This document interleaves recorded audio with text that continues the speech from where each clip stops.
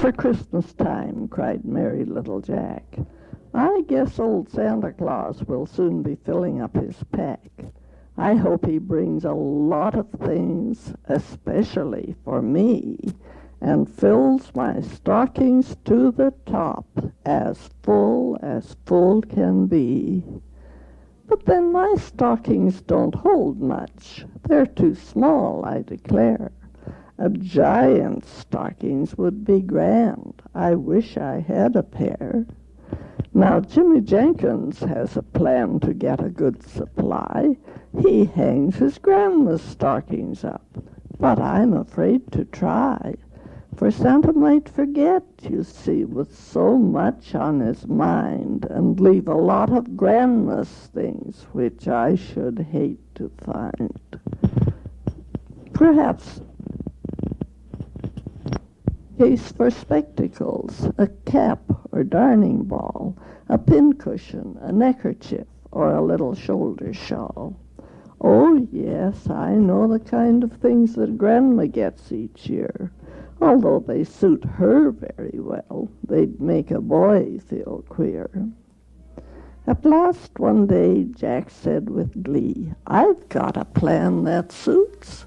On Christmas Eve I'll hang up both my great long rubber boots." Now Christmas Eve came on apace, and over all the land the children hung their stockings up.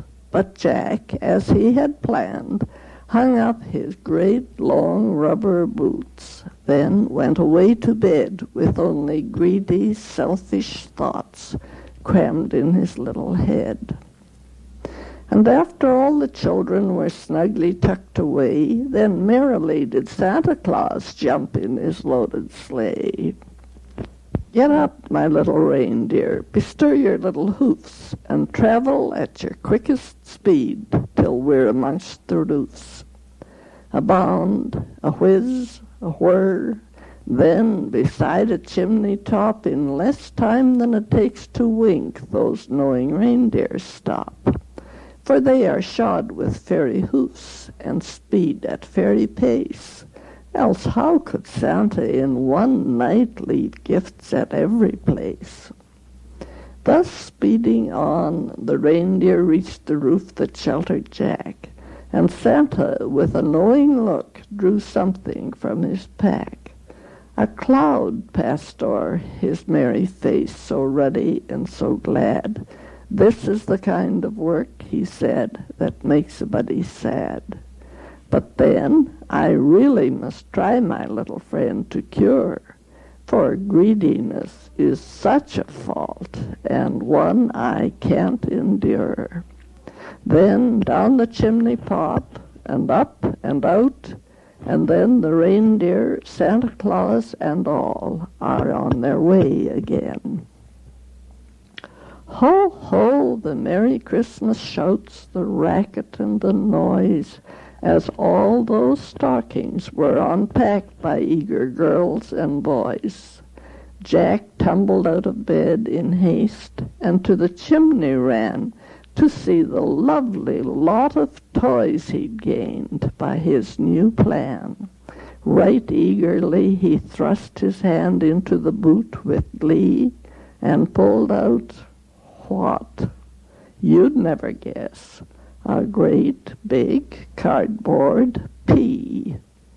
"What's that for?" wondered little Jack. "Well, I'll see by and by." And next his hand brought from the boot a great big cardboard eye. "Perhaps it's some new game," said Jack, as puzzled as could be. "I'll try again." And next he got a great big cardboard G. The letters sprawled upon the floor too plainly spelled a word, the strangest gift from Santa Claus of which I've ever heard. So Jack, he sadly turned away, repentant and ashamed, when looking toward the other boot he suddenly exclaimed, "Why, that one's full of toys and things. Oh, Santa Claus, you dear, to leave me something after all, beside those letters queer." So now I've told my Christmas tale and kept no sad truth back, that children may a warning take from greedy little Jack, and hang their stockings with content, however small they be, that Santa Claus will never need to use those letters 3.